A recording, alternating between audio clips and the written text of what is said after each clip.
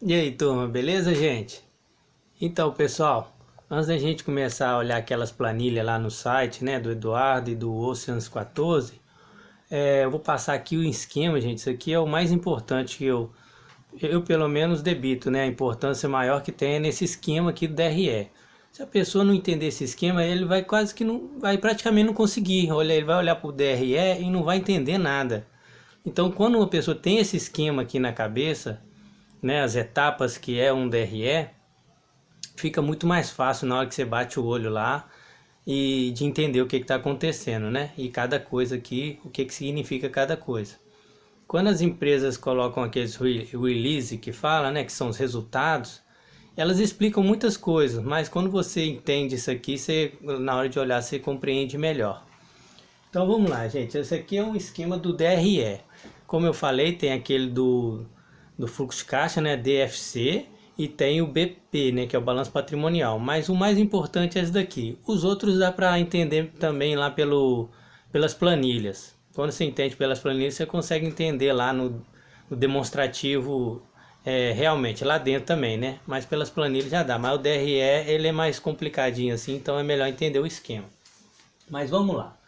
Qual que é o esquema dele lógico? Como é que funciona, gente? Ele parte da receita bruta, gente.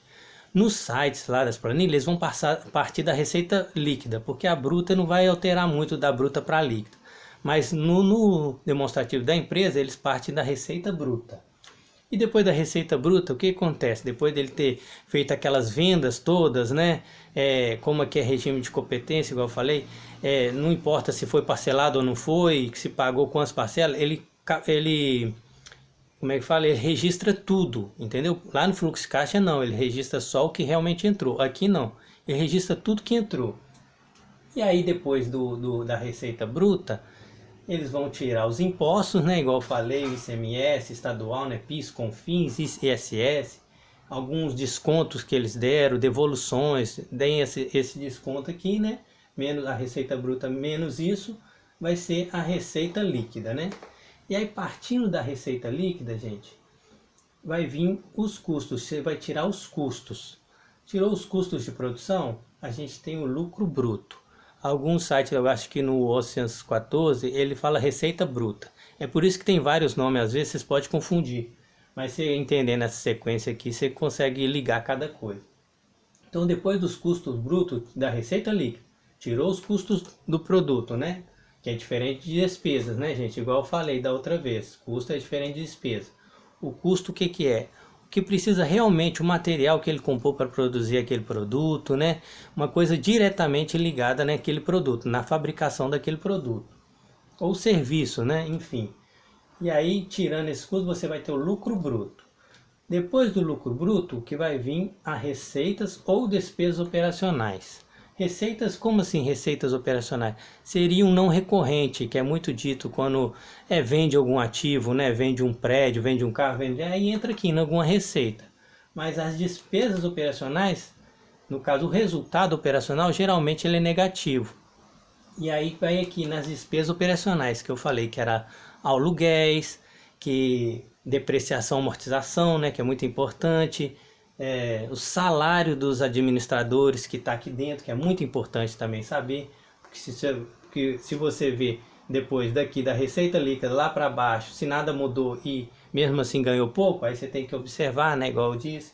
Mas continuando, gente, depois do lucro bruto, você tira o resultado operacional. E aí nós vamos chegar no EBIT, gente, que é o resultado operacional que eles falam, né? Por que operacional? É tudo que ele precisa diretamente para produzir aquele produto ou serviço. Isso aqui é muito importante, gente. EBITDA, eu transformo em português aqui com a sigla LAGI, que é lucro antes dos juros e impostos, né? Que depois disso aqui só vai vir um lucro dos juros e impostos, né? Então ele é o LAGI, ou EBIT, né? Que vai mais conhecido. E ele é o seguinte, aqui está falando o seguinte, se você vê um EBIT negativo, gente, quer dizer que ela gasta mais para produzir aquele produto do que na hora de vender, o valor de venda. Ela produz, por exemplo, por 10, gasta para produzir R$ 10 para produzir e vende por 9, entendeu? Aí aqui estaria negativo, menos 1, né? Então é isso, gente, o EBIT diz isso, resultado operacional. Se você vê um EBIT negativo, quer dizer que ele não consegue vender mais caro do que ele produz. Ele não tem lucro. Ele produz mais caro do que ele vende, né? Para produzir, ele gasta mais para produzir do que na hora de o preço que ele consegue colocar naquele produto.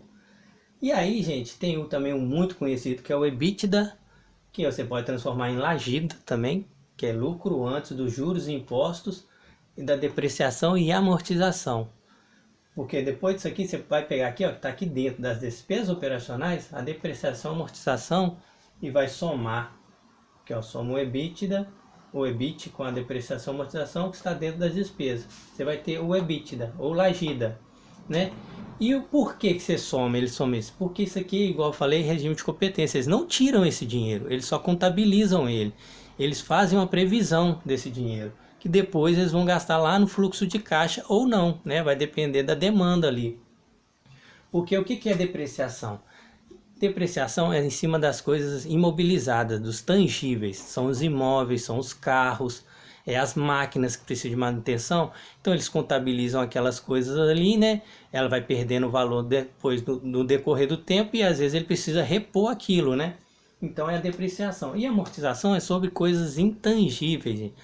Softwares, marcas, né? O PC lá, o software lá, a garantia que fala, não sei, o direito autoral, né? Essas coisas. Então eles também calculam aquilo ali e vai amortizando. Na hora que chegar no determinado tempo, eles têm que ter aquele dinheiro. Mas não necessariamente esse dinheiro sai. Então por isso que eles somam com o EBIT, então tem o EBIT. Aí eles dizem que é a eficiência operacional, porque o dinheiro ficou ali ainda, né? Mas tem que ficar atento, gente, que esse depreciação e amortização é um dinheiro meio que comprometido, né? É subjetivo, né? A gente tem que ver, um carro dura 10, 15 anos, quanto, né? Então eles vão tirando, eles calculam isso aí, né? Para depois precisar eles ter de novo para repor aquele bem ou então ficar dando manutenção, né? Enfim, aí continuando aqui, gente, depois do EBIT, né? Você vai tirar os resultados financeiros e vai ter o lucro tributável. O que é o lucro tributável? LAIR que eles são. É o lucro antes do imposto de renda. Então aqui no EBIT tira o resultado financeiro. E o que é o resultado financeiro? Resultado financeiro, gente, são aplicações ou empréstimos, né? Então, o caso das receitas financeiras seriam aplicações CDBs, né? Elas aplicam no tesouro ali, tem uma receita, né? Em dólar e tudo, às vezes num ganho ali, né? Um câmbio. E as despesas são os empréstimos que eles fazem, né? Que eles lançam debênture, eles têm que pagar, ou então pegam um dinheiro emprestado no banco, né? E por que eles fazem isso? Porque é mais barato que pegar o dinheiro próprio, gente. Às vezes eles conseguem juros muito mais baratos. Dependendo do empréstimo que eles fizerem, eles conseguem às vezes 3, 4% ao ano. E o dinheiro da empresa em si, ela rende muito mais, né? Aquele negócio que eu falei da Selic. O dinheiro dele tem que render mais, então às vezes compensa ele pegar um empréstimo determinado, até onde os juros não atrapalham, né? Claro. E ficar sempre de olho nisso, que é muito importante aqui no resultado financeiro, observar a despesa financeira, que vai entrar os juros da dívida, né? De uma dívida que ele tem, dessas coisas, desses compromissos, né? Enfim, depois do LAIR, né, você vai tirar os impostos. Imposto de renda e o CSLL, que é a contribuição sobre o lucro líquido. Na verdade, sobre o lucro tributável, né? Mas aí fala lucro líquido. Nós vamos ter o lucro líquido realmente. O que sobrou dessas operações, tudo aí, desse pagamento de juros, impostos operacionais, o que sobrou de lucro líquido. E é aí que a gente fala que é tão importante o lucro líquido para o acionista por causa disso. É daqui que a gente tira o nosso. Porque depois desse lucro líquido aqui, ó, esse dinheiro teoricamente vai lá para o fluxo de caixa operacional, somado às vezes com a depreciação, amortização, né? Também que não saiu aqui, vai para lá, soma, e aí começa a fazer os investimentos, que aí tem o fluxo de caixa de investimento, fluxo de caixa financeiro, né? Que vai pagar os juros sobre capital próprio e os dividendos. E lá no fluxo de caixa de investimento é que ele vai fazer esses investimentos de melhoria de um carro, né, de reforma de um prédio, né, da depreciação. Enfim, gente. E aqui é o lucro líquido, gente. Se entendendo isso, essa etapa, você vai ter muita facilidade na hora de bater o olho no DRE e entender o que está acontecendo. E vocês, os pontos de ficarem espertos, né, seria o quê? Da receita líquida até o lucro líquido, se cair muito, tem que observar o quê? Despesas operacionais, se não está caindo muito por causa de salários, aquelas coisas, né? E despesas financeiras, que são os juros da dívida. São os dois pontos mais críticos, né? Se estiver caindo demais. Porque às vezes você vê uma receita líquida até com a margem boa, né? E tudo, uma margem alta, mas chega aqui o lucro líquido, uma margem pequenininha. Então quer dizer, onde que no meio do caminho aqui, né? Deu ruim.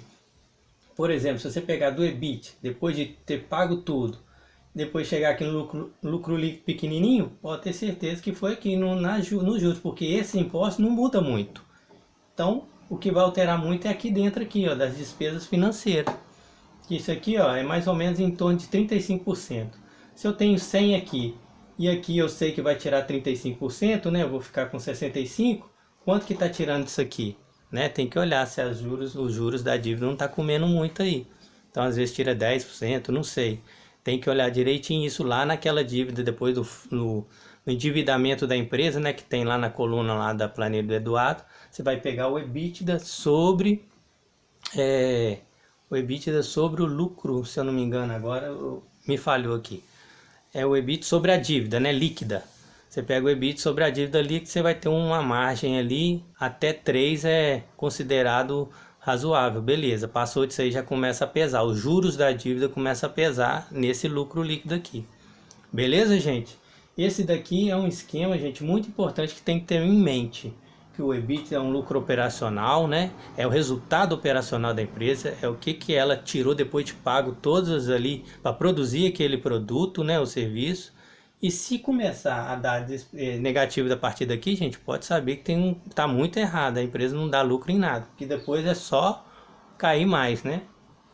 E procurar margens líquidas altas, por causa disso, gente, que eu falei. O lucro líquido é de onde a gente tira o nosso. Os funcionários tiram da receita líquida. Então a gente tem que preocupar com isso aqui, ó. Uma margem líquida baixinha, 1, 2%, né? Igual eles falam em varejista, tem. A pessoa vai acabar, se der qualquer problema no mercado, sistêmico, eleições igual tá tendo, né? Vai ter ano que vem, tudo. Se qualquer coisinha aqui aumentar, aqui a margem dele já é pequena e vai começar a dar prejuízo. E se uma empresa já tiver uma margem boa de lucro, né? 20%, 25%, o que acontece? Se der um problema, ele pode diminuir aqui, mas continua dando lucro. Então você continua tendo ganhos, né? É mais fácil, não é impossível. Em crise os trem distorce tudo, tá, gente? Ele pode continuar dando lucro e tudo, mas a crise o pessoal assusta, começa a cair o valor daquela ação preço, sem critérios nenhum, mas no desespero. Mas continua aí, é a melhor hora de comprar, porque ela continua boa, mas o preço foi lá embaixo por causa de pânico, né?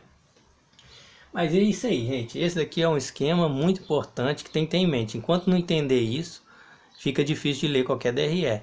Então dá uma memorizada aí para quando chegar lá vocês entenderem o que está falando, tá bom? Valeu, gente. Até mais. Fui.